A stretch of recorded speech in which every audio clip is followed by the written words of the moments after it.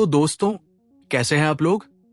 स्वागत है आपका हमारे चैनल पर, जहां हम आपके लिए लेकर आते हैं फिल्मों और वेब सीरीज की कहानी बिल्कुल आसान भाषा में। आज हम चीरफाड़ करने वाले हैं क्रिमिनल जस्टिस के नए सीजन यानी सीजन 4 के एपिसोड 5 की। कहानी अब उस मोड़ पर आ चुकी है जहां एक मर्डर मिस्ट्री दो परिवारों को तबाह करने पर तुली है। अगर आपने पिछले एपिसोड्स नहीं देखे हैं तो टेंशन की कोई बात नहीं, हमारे चैनल पर आपको पूरी कहानी मिल जाएगी।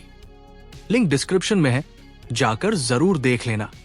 तो अब तक हमने देखा कि राज, जो पहले से शादीशुदा था, अपनी बेटी की नैनी रोशनी के साथ रिलेशनशिप में था। लेकिन एक सुबह कहानी में भूचाल आ जाता है जब रोशनी का उसी के घर में मर्डर हो जाता है। शक की सुई सीधे घूमती है राज पर और पुलिस उसे उठा ले जाती है। राज की पत्नी अंजू अपने पति को बचाने के लिए केस देती है हमारे अपने फेवरेट वकील माधव मिश्रा को। माधव मिश्रा केस की गुत्थियां सुलझाने में लगते ही है कि पुलिस को मिल जाता है मर्डर वेपन, यानी वो चाकू जिससे खून हुआ था। और ये चाकू मिलता है अंजू के कचरे के बैग से, जिसके बाद पुलिस राज के साथ साथ अंजू को भी मर्डर में शामिल होने के इल्जाम में गिरफ्तार कर लेती है। अब कहानी शुरू होती है एपिसोड 5 से। एपिसोड की शुरुआत होती है राज और अंजू की मेड कमला से। कमला जब मछली बाजार जाती है तो वहां खून देखकर उसके दिमाग की बत्ती जलती है। उसे याद आता है कि अरे, ये चाकू तो मैंने मर्डर वाले दिन राज के पास ही देखा था। ये पॉइंट आप याद रखिएगा, क्योंकि ये आगे बहुत बड़ा तूफान लाने वाला है। दूसरी तरफ पुलिस स्टेशन में अंजू से पूछताछ चल रही है। इंस्पेक्टर हर्ष और गौरी उसे मनोवैज्ञानिक दबाव में लेने की कोशिश करते हैं। हर्ष अपने दिमाग में ही एक पूरी कहानी बुन लेता है और अंजू के सामने परोस देता है, देखो, तुम और राज अब एक दूसरे को पसंद नहीं करते थे। फिर रोशनी आई, लेकिन धीरे धीरे तुम दोनों को समझ आया कि रोशनी ही तुम्हारे बीच की दीवार है। तो तुमने और राज ने मिलकर प्लान बनाया और रोशनी को रास्ते से हटा दिया ताकि तुम दोनों फिर से एक हो सको। सही कहा ना मैंने? ये सुनकर अंजू घबरा जाती है और कहती है, मैंने किसी को नहीं मारा। लेकिन पुलिस उस पर यकीन नहीं करती और उसे जेल में डाल देती है। अब सीन कट होता है और माधव मिश्रा अपने क्लाइंट राज से मिलने जेल पहुंचता है। लेकिन वहां उसे एक झटका लगता है। उसे पता चलता है कि अंजू का केस लड़ने के लिए एक नई वकील आ गई है और वो कोई और नहीं बल्कि माधव की असिस्टेंट शिवानी की अपनी मां है। ये देखकर माधव और शिवानी दोनों हैरान रह जाते हैं।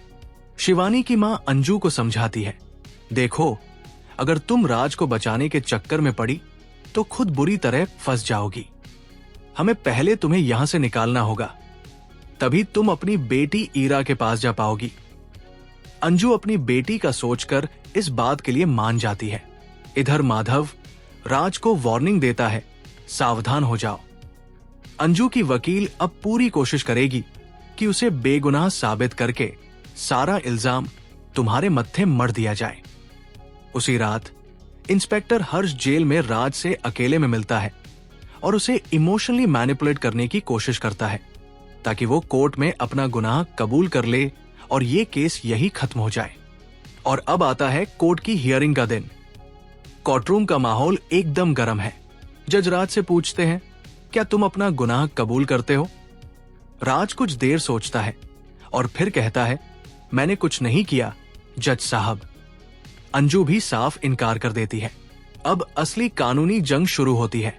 एक तरफ माधव राज को समझाता है कि उसे कोर्ट में दुखी और टूटा हुआ दिखना है, जैसे उसकी दुनिया ही उजड़ गई हो। वहीं दूसरी तरफ अंजू की वकील उसे बेचारी और मासूम बनने की सलाह देती है। केस की प्रोसिक्यूटर लेखा कोर्ट में बताती है कि कैसे राज और अंजू, जो अलग अलग रहते थे, अब एक हो चुके हैं और इन दोनों ने मिलकर ही रोशनी को मारा है। लेकिन माधव मिश्रा अपने जाने पहचाने अंदाज में कहानी को पलट देता है। वो कहता है, जज साहब, मेरा क्लाइंट तो खुद एक विक्टिम है। वो रोशनी से बेइंतहा प्यार करता था। जरा सोचिए उस पर क्या बीत रही होगी जब उसकी प्रेमिका की लाश उसके सामने पड़ी हो और खून का इल्जाम भी उसी पर लग जाए। अब बारी आती है सबूतों और गवाहों की। इंस्पेक्टर गौरी कटघरे में आकर बताती है कि कैसे मर्डर वेपन अंजू के गार्बेज बैग से मिला। इस पर माधव गौरी की धज्जियां उड़ा देता है। वो कहता है, आपने मेरे क्लाइंट को खून करते हुए देखा था क्या? नहीं ना, उस बिल्डिंग का एक सीसीटीवी कैमरा भी काम नहीं कर रहा था। क्या पता कातिल वहीं से आया हो और मर्डर करके भाग गया हो। माधव यही नहीं रुकता, वो गौरी का एक पुराना केस निकालकर उसे कोर्ट में जलील करने की कोशिश करता है, जिससे गौरी का पारा चढ़ जाता है। लेकिन कहानी में असली ट्विस्ट तो अब आता है, जब गवाही देने के लिए मेड कमला को बुलाया जाता है। लेखा उससे पूछती है, तुमने क्या देखा था? कमला बिना झिझके कहती है, जब मैं कमरे में गई और चिल्लाई, उस वक्त वो चाकू, वो मर्डर वेपन राज साहब के ठीक बगल में पड़ा था। बूम! ये सुनते ही पूरे कोर्टरूम में सन्नाटा पसर जाता है। कमला के इस एक बयान ने राज और अंजू दोनों को फंसा दिया है। माधव को यकीन नहीं होता। उसे लगता है कि लेखा ने कमला को सिखा पगाकर भेजा है, लेकिन लेखा बताती है कि कमला को ये बात मछली बाजार में खून देखकर याद आई। जज कमला की गवाही को स्वीकार कर लेते हैं और केस की अगली तारीख दे देते हैं। एपिसोड के अंत में हम देखते हैं कि माधव राज से पूछता है, ये कमला का तुम्हारे साथ क्या लेना देना है? कहीं उसने तुमसे कुछ मांगा तो नहीं था जो उसने अपना बयान बदल दिया? इस पर राज कुछ सोचने लगता है और कमला के बारे में कुछ ऐसा बताने वाला होता है जो शायद इस केस की पूरी दिशा ही बदल दे। और यहीं पर एपिसोड 5 खत्म हो जाता है। दोस्तों, ये सीरीज अब और भी ज्यादा मजेदार हो गई है। सबसे बड़ा सवाल यह है कि अगर मर्डर वेपन राज के पास था तो वो अंजू के कचरे के बैग में कैसे पहुंचा? क्या कमला सच बोल रही है या वो किसी के इशारे पर काम कर रही है? और राज कमला के बारे में ऐसा कौन सा राज जानता है? देखते हैं माधव मिश्रा इस केस को कैसे सॉल्व करते हैं। बस प्रॉब्लम एक ही है, हॉटस्टार वाले बहुत धीरे धीरे एपिसोड रिलीज कर रहे हैं, जिससे सारा मजा किरकिरा हो रहा है। खैर, आप हमें बताइए, आपको क्या लगता है, कातिल कौन है? कमेंट्स में अपनी थ्योरी जरूर लिखना। और हाँ, अगर आप चाहते हैं कि अगला एपिसोड आते ही हम उसे भी ऐसे ही एक्सप्लेन करें, तो कमेंट में नेक्स्ट पार्ट लिख दीजिए।